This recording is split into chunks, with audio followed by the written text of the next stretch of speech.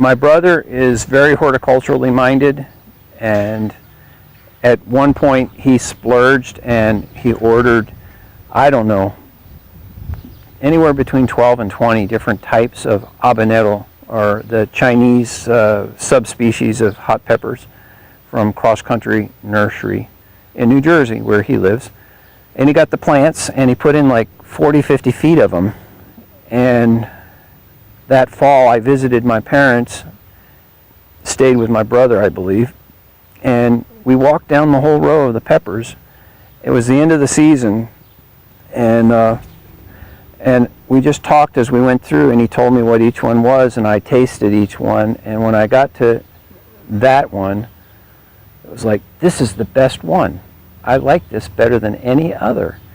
And so I wrapped up like 2 pods and stuck them in my shirt pocket and flew back to Oklahoma with them and grew them the next year. I grew, in fact, and they were crossed. I mean, I planted a patch of them, and I had a couple of habanero crosses.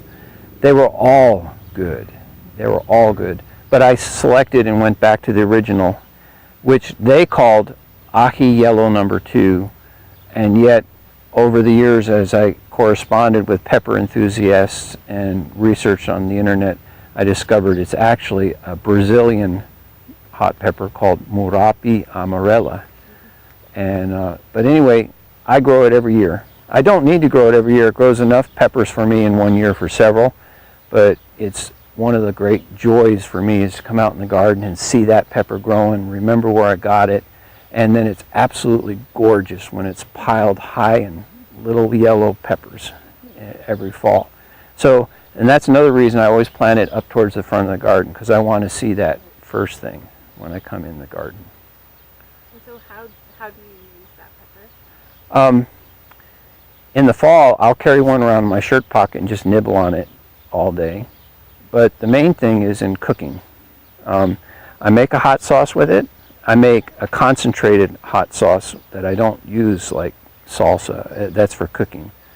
And then I'll also put them in vinegar and preserve some that way. And during the winter, I'll just chop up a half of one and mix it in with my eggs. And it's not nearly as hot when it's been preserved in vinegar. So, but it's very tasty.